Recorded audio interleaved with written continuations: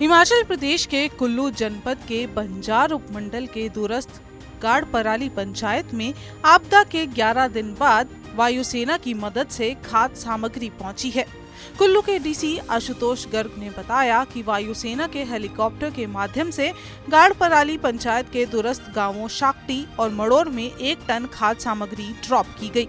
आपदा के बाद से ये गांव अलग थलग पड़ गए थे। कुल्लू के उपायुक्त आशुतोष गर्ग ने बताया कि बीते दिन वायुसेना के हेलीकॉप्टर के माध्यम से गाड़पराली पंचायत के आपदा प्रभावित सबसे दूरस्थ गांवों शाक्टी 1 टन खाद्य सामग्री को ड्रॉप किया गया है।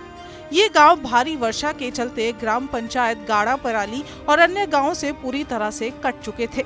उन्होंने बताया कि वायुसेना के हेलीकॉप्टर के द्वारा शैनचर में भी कुछ आवश्यक खाद्य सामग्रियों को ड्रॉप किया गया है।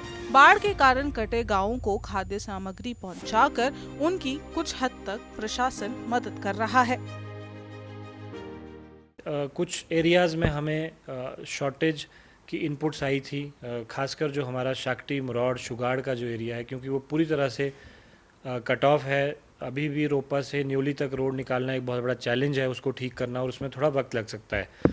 तो इसलिए ये एरियाज़ हमारे प्रायोरिटी थे, क्योंकि ना केवल ये बाकी रेस्ट ऑफ दी डिस्ट्रिक्ट से कटे हुए हैं, बट इंटरनल जो इनका आपस में जो इनकी कनेक्टिविटी थी वो भी अफेक्ट हुई है, और वो ब्रिजेस भी जो है वो पानी में बह गए थे। बहुत सारे 10-11 परिवार वहाँ पे हमारे पास रिपोर्ट आई थी जिनके घर भी डैमेज हुए थे।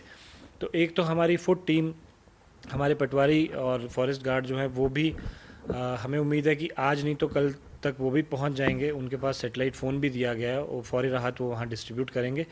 उसके अलावा जो राशन की इमीडिएट रिक्वायरमेंट थी वो एयरफोर्स के माध्यम से आज वहाँ पे शाक्टी और मरौड़ दोनों जगह पे लगभग 60 राशन की किट्स हमने ड्रॉप की हैं, जिनमें सभी परिवारों के नाम लिखे हुए हैं जो भी परिवार इन 3 गाँव में रहते हैं। तो हमें उम्मीद है कि अब अगले आने वाले 1 महीने के लिए वहाँ पे एटलीस्ट राशन की शॉर्टेज इन परिवारों को नहीं होगी।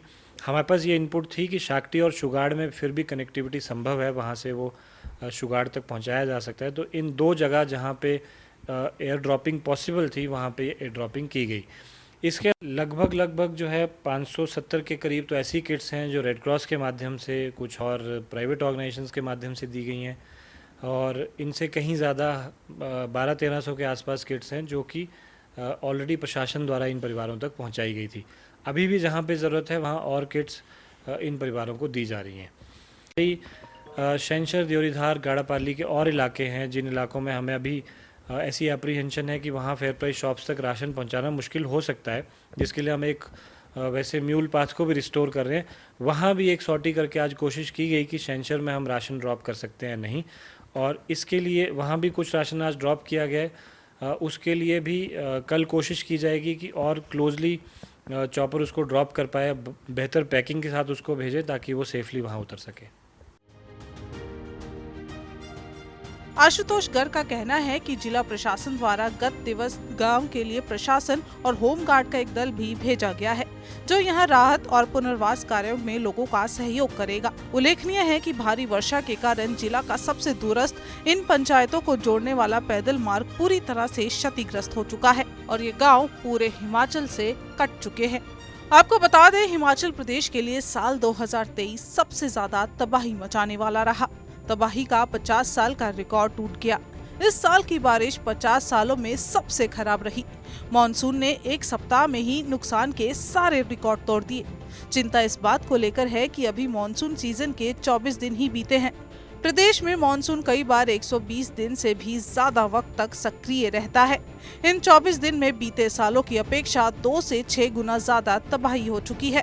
प्रदेश में इन सबसे पहले मॉनसून ने कभी भी इतना कहर नहीं बरप पाया।